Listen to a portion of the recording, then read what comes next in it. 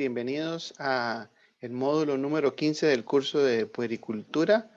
Eh, Muy contento de formar parte de este grupo de colegas que estamos colaborando para poder actualizar algunos conceptos básicos, y hoy vamos a discutir el tema de síndrome de Down, diagnóstico, seguimiento y nuevas perspectivas en el manejo y tratamiento de los pacientes con síndrome de Down.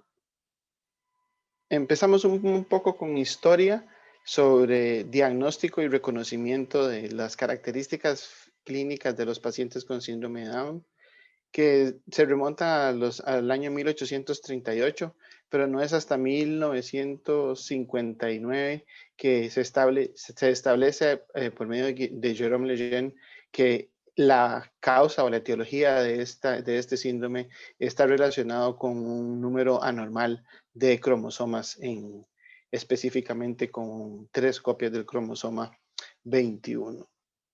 Y a partir de ese momento, pues conociendo bien la causa, no solamente las características clínicas, es que se empieza a tener disponibilidad de establecer un diagnóstico que aclara mucho, sobre todo en los casos donde hay dificultad para reconocer tempranamente a los pacientes y poder iniciar con todo lo que es el manejo adecuado de estos pacientes. Tenemos que empezar por conceptos básicos para ubicarnos. Vamos a estar hablando de células que contienen un núcleo, y dentro de ese núcleo la información viene empacada en forma de cromosomas que están constituidos por una doble banda de material genético denominado ADN. Entonces, cuando hablamos de cromosomas, pues básicamente son paquetes de ADN que están en la célula y que cuando la célula se está dividiendo podemos visualizar. Esta es una excelente foto de lo que en realidad uno puede ver en el cariotipo. Pues, más que una ciencia, se ha convertido en un arte porque hay que reconocer patrones de bandas.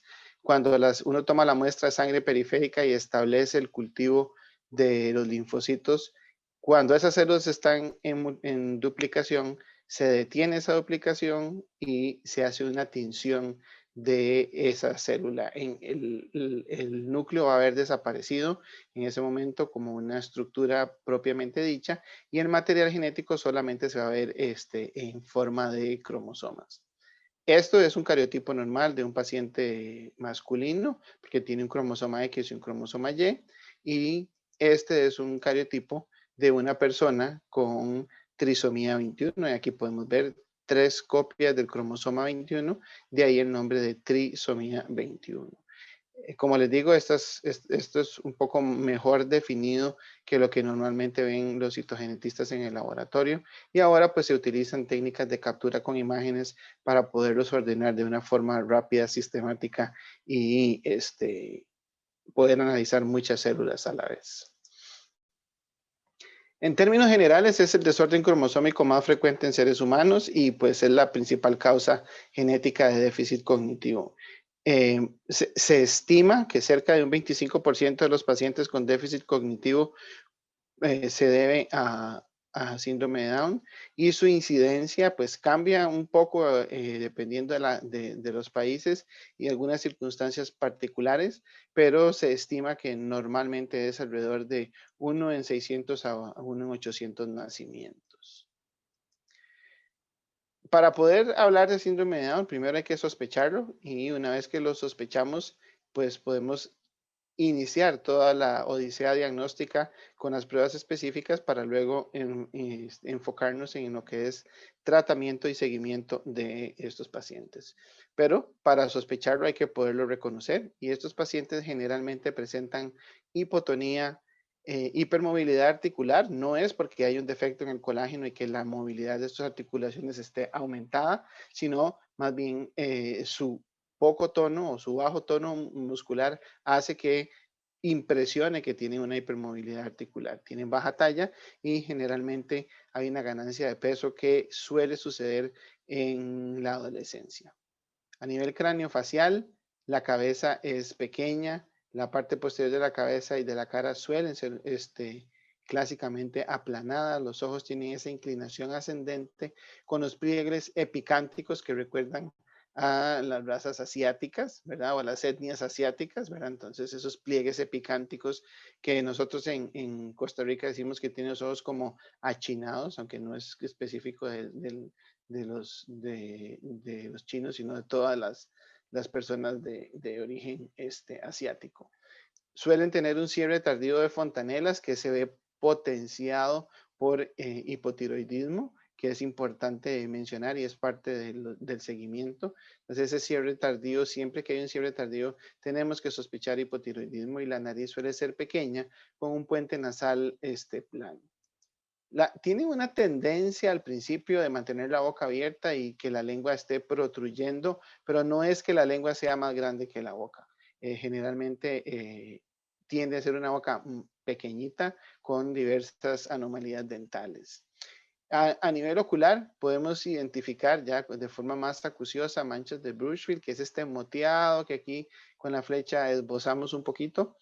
Algunos pacientes suelen tener nistagmo, pueden presentar cataratas y muy frecuentemente obstrucción del conducto lacrimal que suele mejorar con masaje y en algunos casos pues requiere intervención quirúrgica por parte de oftalmología. Las orejas clásicamente las describimos como de baja implantación. Para delimitar que una oreja es de baja implantación, tiramos una línea imaginaria con el borde externo del canto del ojo a nivel del hueso del occipucio y clásicamente esa raya o esa línea imaginaria debería de cortar la oreja en los 2/3 superiores.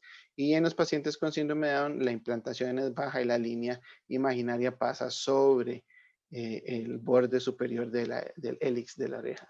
Algunos pacientes suelen tener sordera conductiva y neurosensorial, por lo que es importante hacer una audiometría. Y en algunos pacientes vamos a tener, como lo mencionamos anteriormente, hipoplasia de algunas piezas dentales, maloclusión o frecuentemente enfermedad periodontal, ¿verdad? Con gingivitis importante. Las manos suelen ser muy clásicas, suelen ser cortas, que es lo que llamamos braquidactilia, con los metacarpianos cortos. Podemos ver una clinodactilia, una desviación hacia adentro del quinto dedo, que suele formar una especie de cuña en la falange media del quinto dedo, y esa asimetría que parece más bien como un rombo nos permite encontrar o evidenciar bien la clinodactilia. Algunos pacientes, o la mayoría, tienen dermatoglifos anormales. Hace muchos años se utilizaba el patrón de dermatoglifos para orientarse con el diagnóstico de síndrome de Down, pero en la actualidad pues ya no lo utilizamos tanto desde el punto de vista clínico.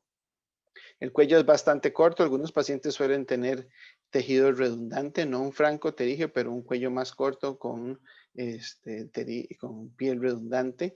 Y en los pies podemos tener separación entre el primero y el segundo ortejo, que generalmente en inglés la gente lo denomina como sandal gap, que es como un espacio, como si el paciente hubiera utilizado las sandalias esas de tira que se prensan entre el primero y el segundo dedo, y entonces esos dedos se ven como separados. También existen algunos pliegues característicos a nivel de pie que nos orientan un poco a poder establecer el diagnóstico o la sospecha clínica. Y en cuanto a abdomen y pelvis, hay hipoplasia de las alas ilíacas, que suelen ser un poquito más pequeñas, y clásicamente la diastasis de los rectos abdominales, que cuando exploramos la fuerza del cuello de estos pacientes, se ve a nivel de abdomen supraumbilical una forma alargada, que no es una hernia, sino es la separación de los rectos abdominales, que con el tiempo y con la fisioterapia, conforme los músculos abdominales van mejorando, suele hacerse cada vez menos marcada.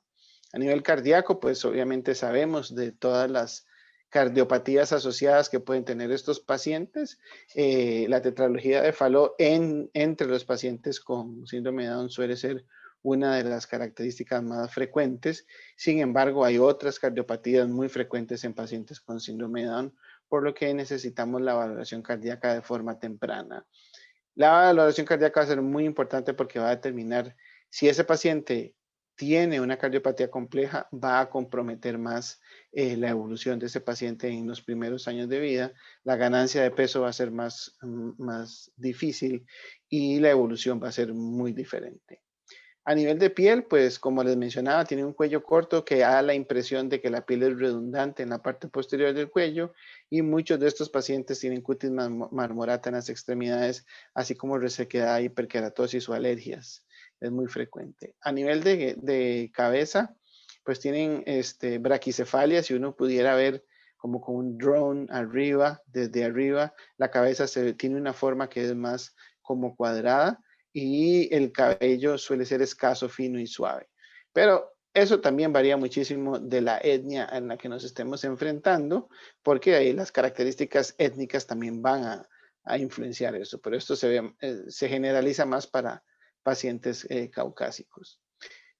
Clásicamente suelen tener genitales con un desarrollo menor, con un pene que suele ser de menor tamaño y un volumen testicular que va a estar disminuido asociado algunas veces a hipogonadismo. Nosotros en San José hicimos una tropicalización, como muchos de los países en América Latina, de las guías de la Asociación Americana de Pediatría a lo largo de los años, y pues esto es literalmente una fotocopia del protocolo que en el servicio de genética pues durante muchos años se ha ido actualizando y modificando, y los protocolos están divididos como las curvas de crecimiento en dos grandes grupos, de los 0 a los 3 años y de los 3 a los 20 años generalmente. El protocolo es muy fácil de seguir, pero hay que haberse expuesto al protocolo para poder tener una idea de qué es lo que hay que ir haciendo. En la columna izquierda vamos a tener la evaluación o la valoración que necesitamos, y en la fila superior vamos a tener la fecha o la época del desarrollo del paciente en el que se recomienda cada una de estas pruebas. Y aquí, bueno, nosotros establecemos un seguimiento ideal para cada 6 meses y posteriormente una vez al año cuando el paciente tiene más de 3 años de edad. Entonces vamos a ir explorando un poco este protocolo para ir viendo qué diferentes aspectos tenemos.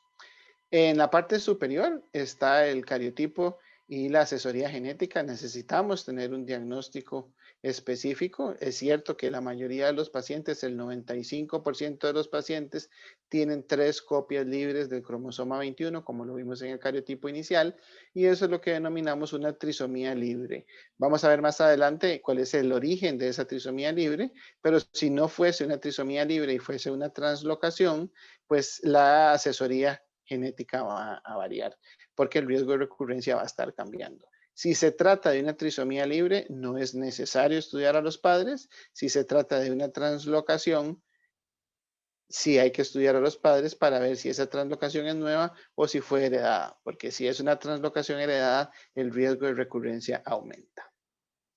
Esto es una fotografía de un cariotipo de un paciente con una trisomía libre, donde los 3 cromosomas 21 están flotando libremente en el citoplasma y los podemos ver en el cariotipo de forma separada cada uno. ¿Okay?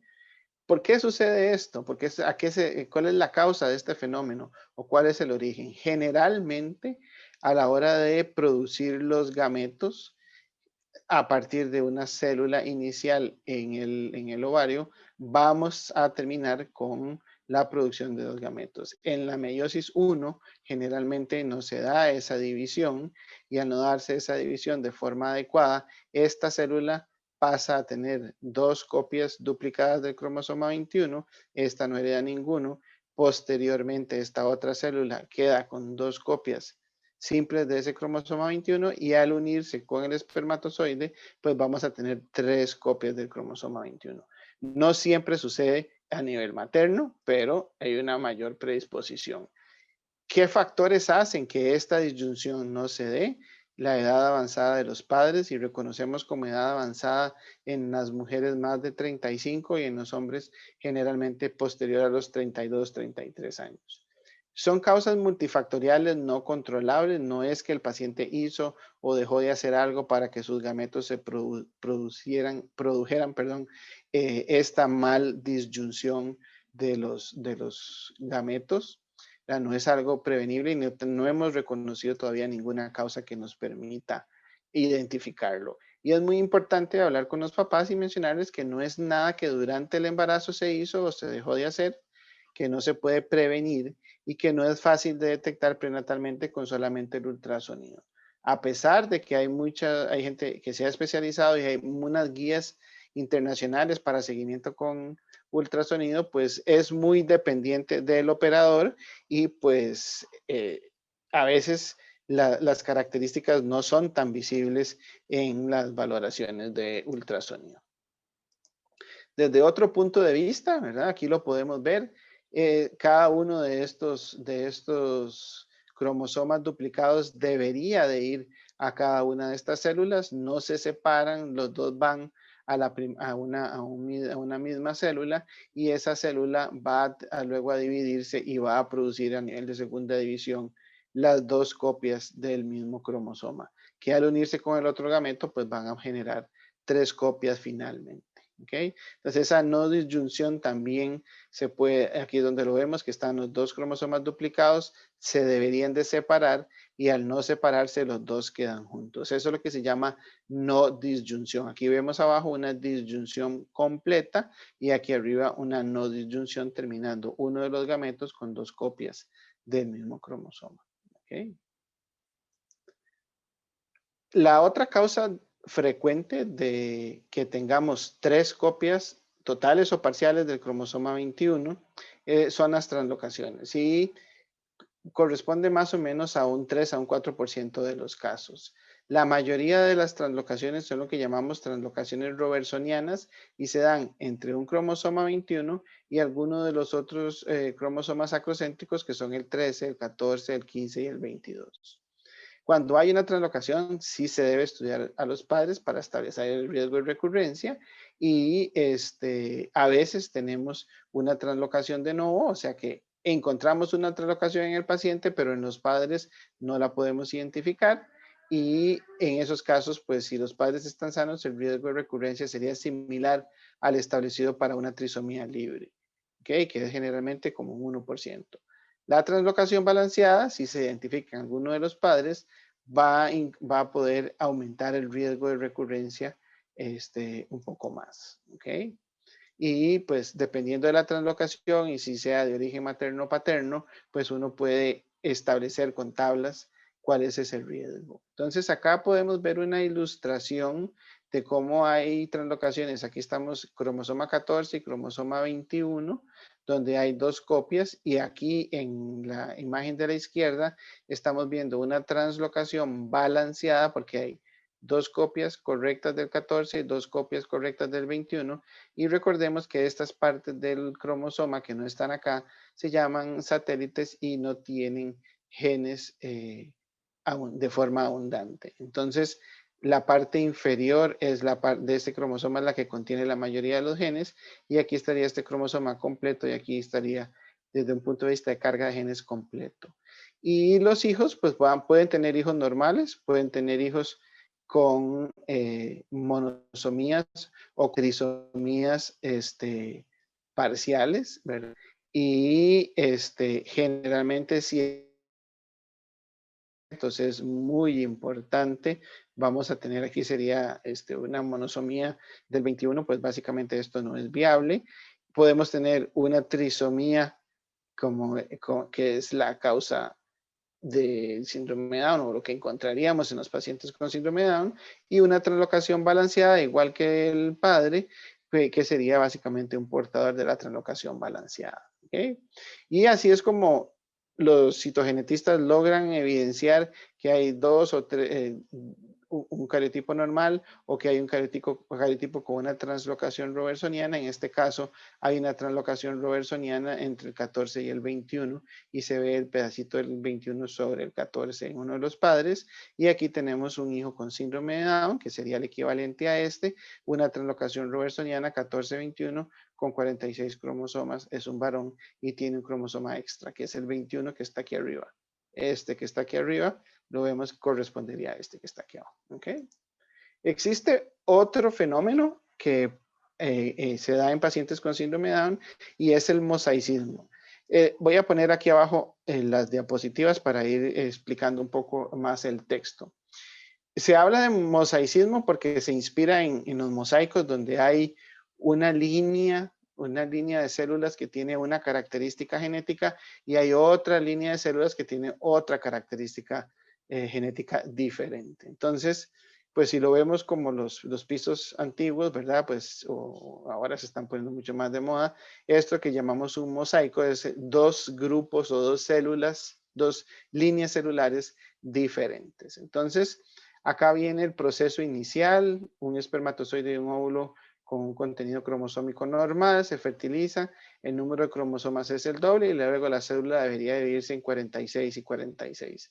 Pero sucede que a veces muy tempranamente no se da una disyunción apropiada y existe una línea celular que va a quedar con 47 y una línea celular con 45. Probablemente esta línea celular no va a seguir teniendo, a seguir reproduciendo, y esta de 47 va a ir generando la línea celular con la trisomía. Entonces, cuando vemos el reporte, vamos a ver acá que este paciente tiene una línea celular que está dividida por esta barra de 47 cromosomas, es un varón, el cromosoma extra es un 21 y el 80% de las células tiene esa característica, es la más abundante. Mientras que tiene una línea celular normal, sin un cromosoma extra, en un 20% de los casos. Entonces, la cantidad de cuadritos que veríamos en una persona, pues sería, o la relación sería 80-20. Estos pacientes pueden tener un fenotipo clásico y a veces el porcentaje de trisomía en ese paciente es mucho más bajo y lo más abundante son las células de la línea celular normal y podemos tener un fenotipo que se nos confunde. En estos casos es un fenómeno de no disyunción, los padres son sanos, no se debe estudiar a los padres. Y el riesgo de recurrencia sería igual que la trisomía libre. Luego, volviendo al protocolo, este es el protocolo ya un poco más detallado, ¿verdad? La valoración por trabajo social, que es muy importante para ver recursos para impulsar a los padres hacia una terapia de estimulación temprana realmente en los primeros meses de la vida. Y eso es importante para que los padres sepan que pues hay que dejar atrás los mitos y todas las ideas preconcebidas y que con una estimulación temprana y con un buen apoyo, estos pacientes van a ir mejorando su calidad de vida y maximizar su potencial. Entonces eso es muy importante.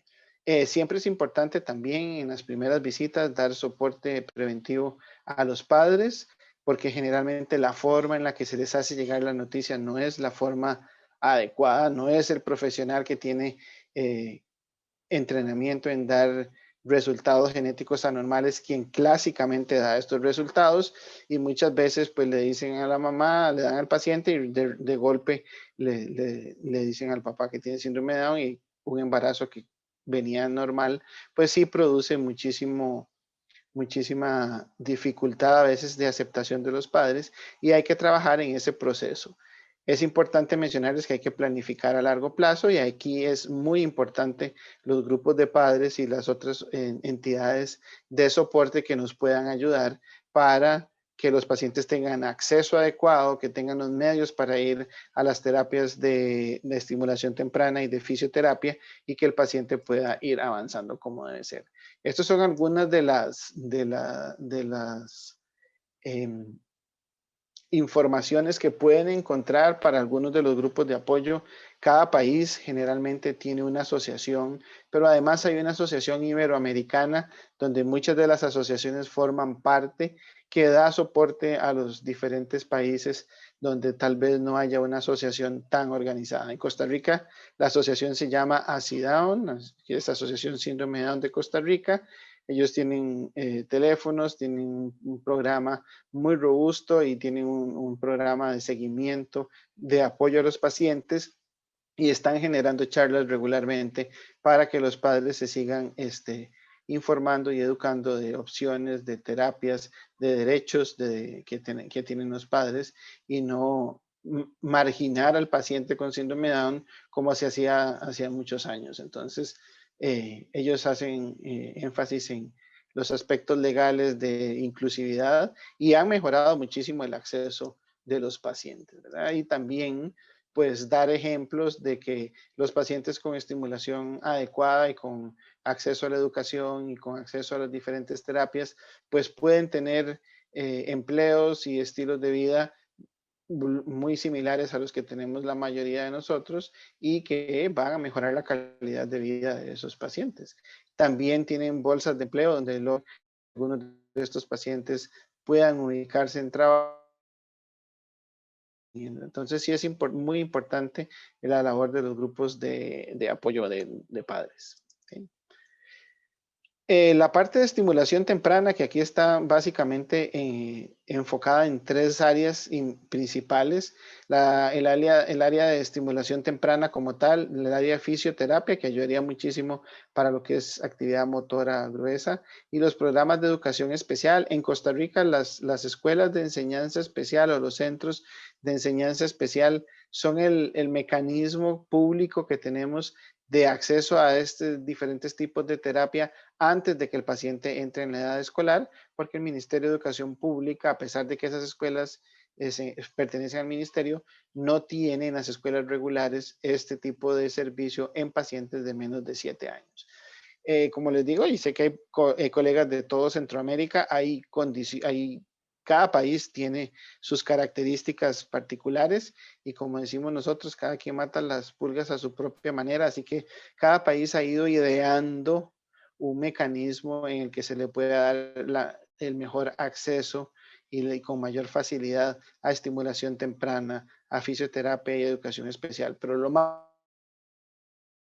que desde el nacimiento y el diagnóstico hay que empezarlo, no es algo que se debe o que se recomiende que se haga más tarde, porque en los primeros 2 años de vida este tipo de terapia es lo que va a hacer que este paciente maximice su potencial de desarrollo y no podemos perder tiempo en este proceso.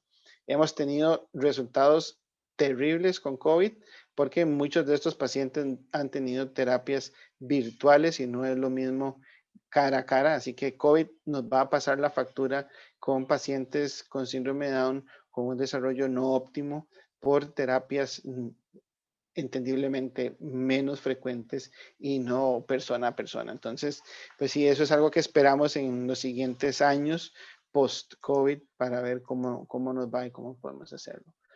Puse unas diapositivas sobre preguntas muy frecuentes que hacen los padres y es ¿qué grado de síndrome de Down tienen los hijos?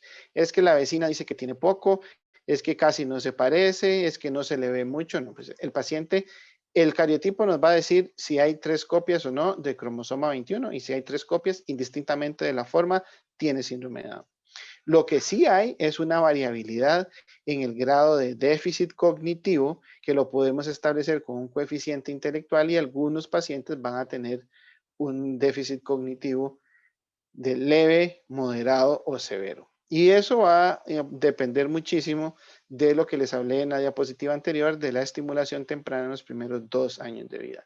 Por eso es tan importante insistir en que el paciente tempranamente y de forma adecuada y profesional reciba la terapia como debe ser. Entonces, es importante que no existe ninguna relación entre los rasgos externos y el desarrollo intelectual. No es que si el paciente tiene un fenotipo fácil de distinguir, su coeficiente intelectual va a ser más bajo. No, no hay ninguna relación. Y tampoco no hay ningún tratamiento farmacológico eficaz en este momento, ni para aumentar el coeficiente intelectual, ni para disminuir la presencia de los rasgos físicos. Suele sonar a veces como chocante un poco uno se puede sorprender, pero sí son preguntas frecuentes que los padres hacen sobre diferentes tratamientos para que el paciente mejore su coeficiente intelectual y pues la respuesta está estimulación temprana, fisioterapia y educación especial desde muy temprano. ¿Okay? Es súper importante que estos pacientes tienen sus propias curvas, sus propias velocidades de crecimiento y ganancia de peso y talla. Y para eso existen unas curvas específicas. Si no hacemos el seguimiento de los pacientes en la curva específica, no vamos a tener una buena valoración de características frecuentes en ellos como una talla un poco más baja, una tendencia al sobrepeso y la microcefalia. Y si lo seguimos con las curvas convencionales, pues vamos a incurrir en el error que frecuentemente los padres mencionan, que quien los pesa y los talla les dice que el paciente está muy pequeño, o está muy gordo, o está muy flaco, porque no lo están siguiendo con la curva adecuada. Entonces aquí les puse un set de las curvas nuevas. Estas curvas están accesibles en la página del CDC. Si usted no las tiene y las quiere buscar, nada más le da en inglés, en Google lo puede hacer, Down Syndrome, New Growth Charts, ¿verdad? O Growth Charts Down Syndrome y se mete a los del CDC. Ahí están, vienen todas en PDF, se pueden imprimir libremente y vienen estas curvas que son peso para la edad de 0 a 36, aquí es para pacientes de sexo masculino y para pacientes de sexo femenino. Se los puse de forma ilustrativa, esta es talla para la edad, ¿verdad? Igual en el mismo orden y son imprimibles, nosotros las tenemos como parte del protocolo ya impresas. Esta es peso con respecto a la talla, al tamaño, a la talla, de 0 a 36 meses, ¿okay? Tanto para hombres como para mujeres. Y circunferencia cefálica para ir viendo cuál es la tendencia del paciente. Pues esto es para tener una idea y una guía, como lo hacemos con la mayoría de las curvas, los que hacemos pediatría, pero no, o sea, el objetivo no es que vaya al 50 y si el paciente se desvía un poco ya la cosa no está bien, pero es para tener una idea y saber cómo va creciendo el paciente. El crecimiento en estas curvas va a depender mucho de la patología asociada al paciente, de qué tan severa es su cardiopatía, de qué tan buena es la alimentación, de qué tan bueno es y qué es la calidad de la alimentación que le damos al paciente. Pues como todos sabemos que le va a costar ganar peso y talla. Entonces, pues hay que verlas de forma objetiva. Existe un set de estas mismas curvas para los 2 a los 20 años, que básicamente es peso, talla, y nos permite darle seguimiento a pacientes más grandes. ¿Okay? Valoraciones anexas como la oftalmológica es muy importante porque suelen asociar esta patología que es cataratas, nistagmo y estrabismo y muchos anteojos porque tienen un riesgo aumentado de errores de refracción. Entonces, miopía es muy frecuente en ellos. Así que primero reflejo rojo, luego al año una valoración oftalmológica y recomendamos luego cada 2 años ajuste de los anteojos en el caso necesario.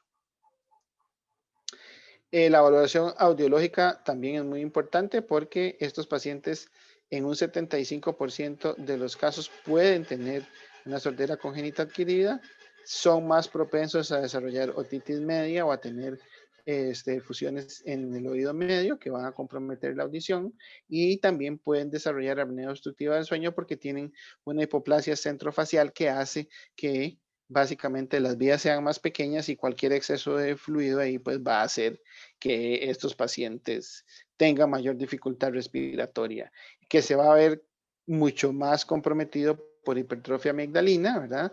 Y por estos canales auditivos y la hipofaringe estrecha. Entonces, nosotros siempre decimos a los padres de estos niños que una gripe en estos pacientes puede rápidamente producir una obstrucción importante y hay que vigilar que ese paciente no haga apnea o que ese paciente no tenga una otitis media crónica, porque eso va a comprometer el avance de ese paciente, el lenguaje y muchas otras cosas que vemos en pediatría general con casos aislados. La valoración cardíaca es súper importante y debería darse al nacimiento cuando tenemos sospecha, porque toda esta es la patología que normalmente vemos, ¿verdad? Y tetralogía de Fallot es muy frecuente y dentro de los pacientes con síndrome de Down, canal AB completo es una de las patologías más frecuentes también. Entonces, pues sí es relativamente frecuente encontrar algún tipo de cardiopatía. Y pues yo generalmente les menciono a los padres que hay dos pacientes en síndrome de Down. El paciente de síndrome de Down sin cardiopatía compleja y el paciente de síndrome de Down con una cardiopatía compleja o que produzca algún riesgo hemodinámico, porque a esos pacientes les va a costar mucho más ganar peso, les va a costar mucho más mejorar su tono muscular, y además van a tener un gasto energético muchísimo mayor. Entonces, si no hay cardiopatía, pues es más fácil lograr el avance de esos pacientes, y si hay cardiopatía, pues sí se complica un poco más.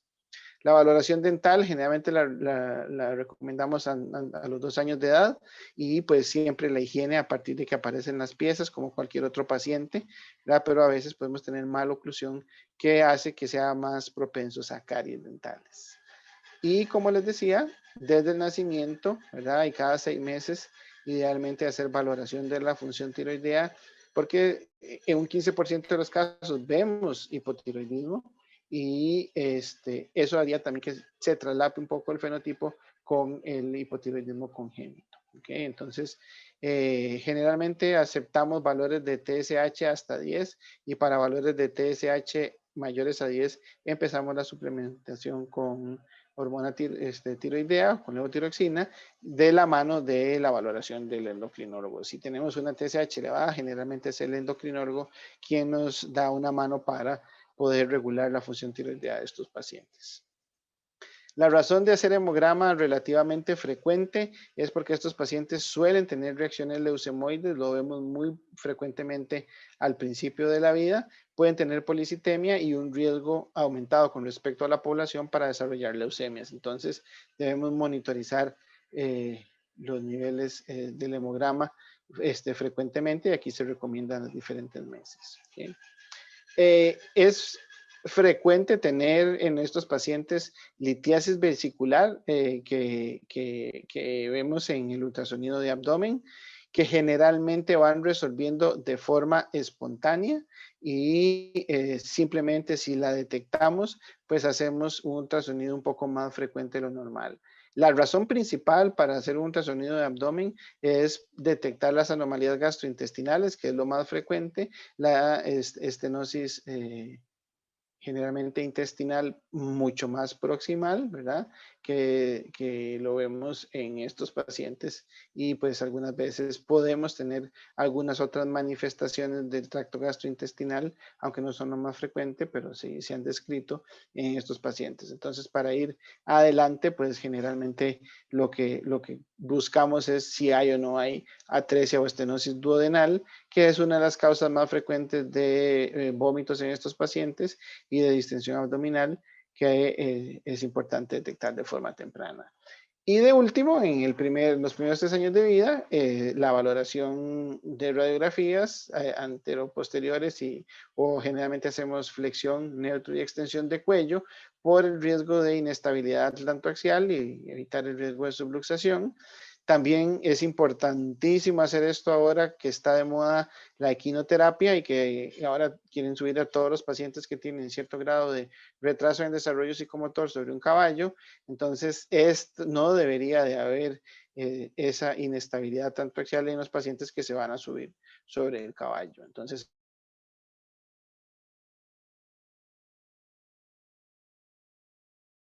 tensiones marcadas del cuello, ¿verdad? Que no estén dando vueltas de carnera y ese tipo de actividades. Y siempre vigilar la cadera, ¿verdad? Con las pruebas que hacemos normalmente, Ortolani y Barlow, a la valoración principal. ¿Okay? Es importante que más adelante, si hay que retomar aspectos familiares como anticoncepción y consejo genético.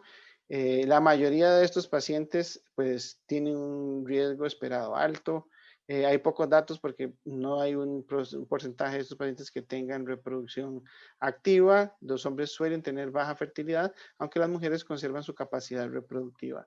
Generalmente lo hacemos en conjunto con la clínica de adolescentes, los enviamos a la clínica de adolescentes de forma temprana y ellos nos ayudan con los procesos de anticoncepción. ¿Okay? Y en la segunda etapa, que es de los 4 a los 30 años o los 20 años, la educación vocacional, la evaluación psicométrica, poder ir adaptando la educación con las dificultades que el paciente tenga. Nosotros hablamos aquí de adecuación curricular regular, significativa o no significativa, pues es importante para que el paciente no se frustre y disfrute su proceso de educación, tenga buena interacción con sus compañeros en la escuela y no se vaya atrasando simplemente porque no va cumpliendo con un requisito académico, pero desde el punto de vista de socialización sí lo va logrando. Muchos de estos pacientes, cuando hay una dificultad de aprendizaje importante, el entrenamiento vocacional suele ser una alternativa que les permite integrarse en trabajos dentro de este grupo, de estas ramas, que les permite a ellos tener una vida más independiente desde el punto de vista de higiene, alimentación y transporte y manejar sus finanzas. Entonces sí es importante todo este apoyo a estos pacientes y en esto las asociaciones de pacientes nos han ayudado montones. ¿Okay? Suelen tener hiperactividad, algunos tienen trastornos de conducta tipo autista, otros pueden tener depresión y está descrito demencia de aparición temprana, entre los 30 y 40 años, pues algunos pueden tener trastornos de memoria tipo Alzheimer. Entonces sí es importante irlo siguiendo. Y conforme el paciente ya pasa la edad pediátrica, que se tenga un buen internista de cabecera que esté pendiente de estas características del paciente. ¿Okay? Siempre peso y talla, por el riesgo de sobrepeso, de diabetes y hipertensión relacionados con sobrepeso, ¿verdad? Y actividad física, por eso fisioterapia temprana, mejor tono muscular, mayor capacidad para integrarse a las actividades físicas, mejor estado físico, menos sedentarismo y el paciente va a tener una mejor calidad de vida. Y la valoración oftalmológica, pues siempre lo hacemos de forma regular. Cuando el paciente generalmente tiene 12 años o está ya en edad de iniciar su menarca, pues hacemos también la transición con la clínica de adolescentes, que nos ayuda muchísimo con procesos de regularización de ciclos en los pacientes que requieran ayuda medicamentosa para eso. Así que es muy importante. Ay, perdón. Que es siempre la medición anual de hormona tiroidea, el hemograma y ir vigilando siempre las características de la inestabilidad atlantoaxial en estos pacientes. Muchas personas hablan de cómo se puede hacer la valoración de estos pacientes, porque si uno usa un Denver, pues va a haber un retraso en desarrollo psicomotor, que está descrito y es esperable, ¿verdad? Relacionado con su hipotonía y con una estimulación no adecuada, pero existen tablas que utilizamos a veces para ver qué tan adecuado es para la edad que el paciente tener una mejor evaluación, digamos, de la motora gruesa, la motora fina, la capacidad de comunicación y desarrollo social, y qué es lo que uno espera en un paciente con y sin síndrome de Down, para ver qué tan atrasado está y qué tanto hay que darle énfasis a eso. Esto lo hacemos con los fisioterapeutas y con las personas que hacen estimulación temprana, para que generalmente, bueno, los grupos con los que vamos trabajando tengan acceso a este tipo de tablas y puedan hacer énfasis en las áreas en las que el paciente está un poco más atrasado. ¿Okay? Esto es tomado del grupo de síndrome de Down de España, que es tal vez una de las páginas que para pacientes con síndrome de Down y tiene montones de publicaciones, así que y mucha experiencia. Nosotros en el país tenemos la ventaja de trabajar con algunos grupos en forma privada que se han formado en España y que la Asociación Síndrome de Down en España trabaja muchísimo con las escuelas de enseñanza de fisioterapia y estimulación temprana, así que vienen formados con buena experiencia y también tenemos grupos que tienen mucho más tiempo de trabajar con pacientes con síndrome de Down y tienen buena experiencia en eso. Si no tienen experiencia, pues esta tabla es una buena guía y esa guía puede orientar a cualquier fisioterapeuta para que pueda ir viendo las metas que está alcanzando el paciente y reforzar las áreas en las que tenga que reforzarlo. ¿Okay? Quería cerrar la presentación con algunas cosas nuevas que hay con síndrome de Down, sobre todo diagnóstico prenatal, qué se está investigando y cuáles son las metas futuras. Entonces, vamos a ir a esta parte. Lo primero es el tamizaje prenatal no invasivo, que en inglés se abrevia como NIPT o NIPT, ¿verdad? Que es básicamente utilizar una muestra de sangre materna periférica, o sea, no estamos haciendo ningún procedimiento invasivo, y a partir de esa muestra de sangre poder separar las células, el ADN fetal circulante libre dentro de la sangre materna del ADN de la madre y poder ver si en ese ADN fetal hay datos de que hayan 3 copias del cromosoma 21. ¿Okay? Suena como futurista, pero es el presente, se hace frecuentemente, es fácil de hacer, es rápido y no es ya tan caro. Y se basa en esta característica. Si yo tuviera 3 hermanos idénticos y les corriera una prueba de polimorfismo de un solo nucleótido, aunque fenotípicamente se vean idénticos, hay zonas en el genoma que son muy variables y yo podría encontrar cambios entre ellos mismos que me van a poder diferenciar el ADN de este paciente con respecto a este. Y si yo reviso muchos sitios que son altamente variables, cada uno de ellos va a tener una secuencia en estos SNPs que es mucho más específica. Y un SNP es un polimorfismo de un nucleótido simple. Entonces, esto es un solo nucleótido y en ese nucleótido el genoma humano es muy polimórfico, o sea, tiene varias formas y hace que nos permita identificar eso. Entonces, ¿cómo se hace? Se toma la muestra de sangre, se secuencian esas regiones polimórficas y eso nos permite separar el ADN materno del ADN fetal y después comparar el número de copias para ver si hay una ganancia o si hay una pérdida de material genético con respecto al grupo general. Eso lo hace un programa de informática y nos genera un reporte. ¿Okay? Para que tengamos una mejor perspectiva de este tamizaje prenatal no invasivo, este es el tamizaje estándar que uno podría hacer con ultrasonido y sospecha. Luego, si el paciente tiene sospecha clínica de síndrome de Down y sus algunos marcadores en sangre materna, pues hacemos una amniocentesis, hacemos un cultivo y vemos cuántos pacientes son verdaderos positivos y cuántos son falsos negativos.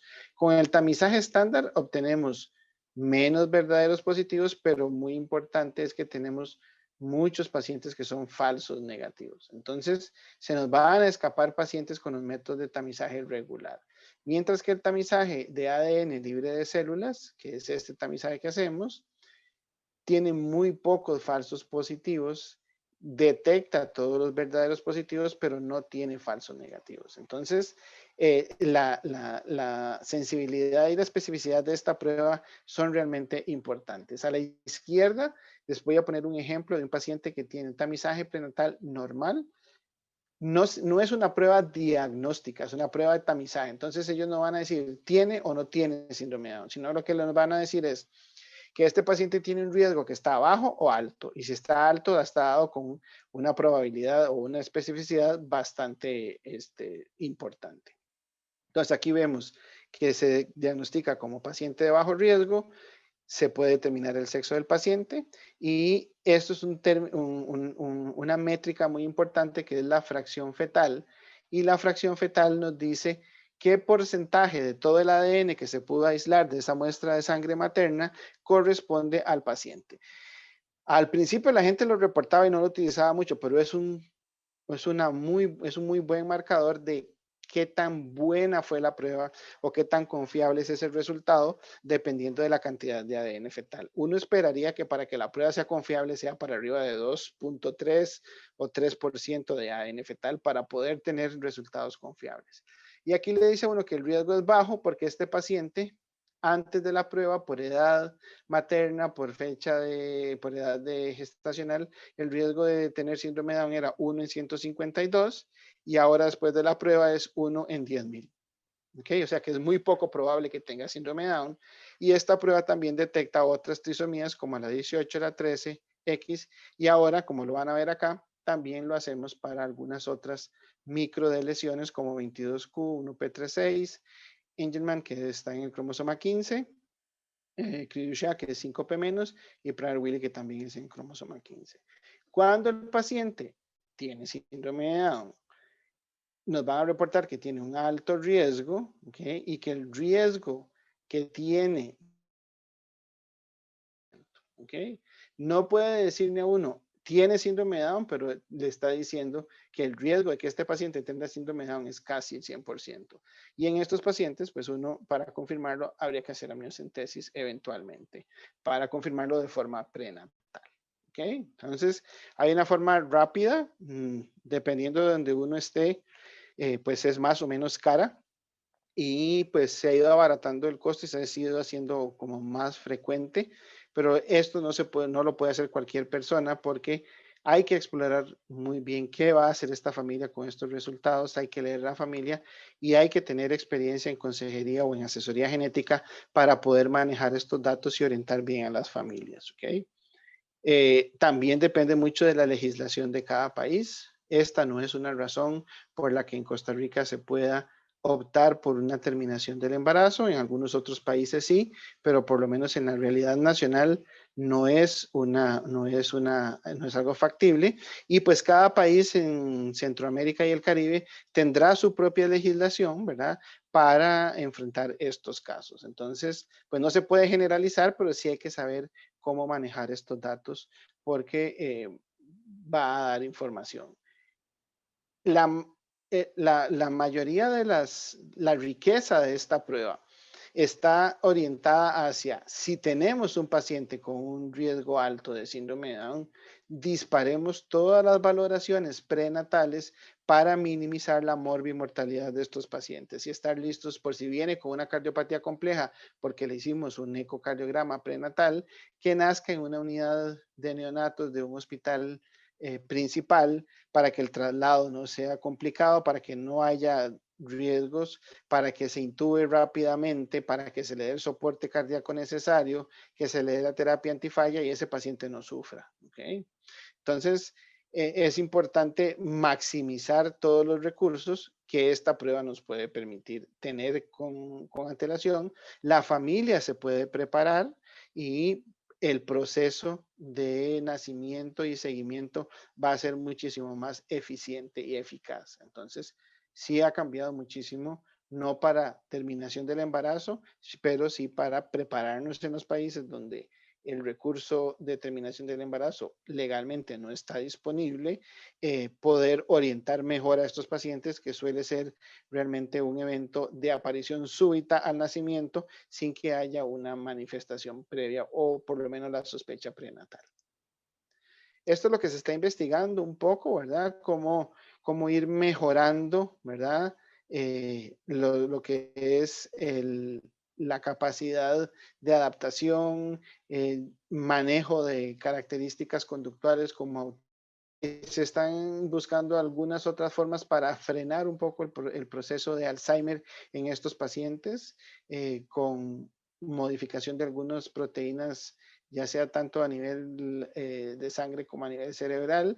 Es lo que se está investigando, pero no es lo que está abiertamente disponible o clínicamente disponible. Entonces, apenas aparece algo, tampoco hay que correr a usar eso, ¿verdad? Nosotros lo vemos con otros síndromes, que alguien publica un medicamento y hace un ensayo de 3, 4 días en 15 pacientes y ya los pacientes en nuestros países tienen acceso por internet a eso y andan buscando el medicamento de forma desesperada, ¿verdad? Nos ha pasado, nos pasó esta semana y pues hay que tener las cosas en perspectiva, ¿ok?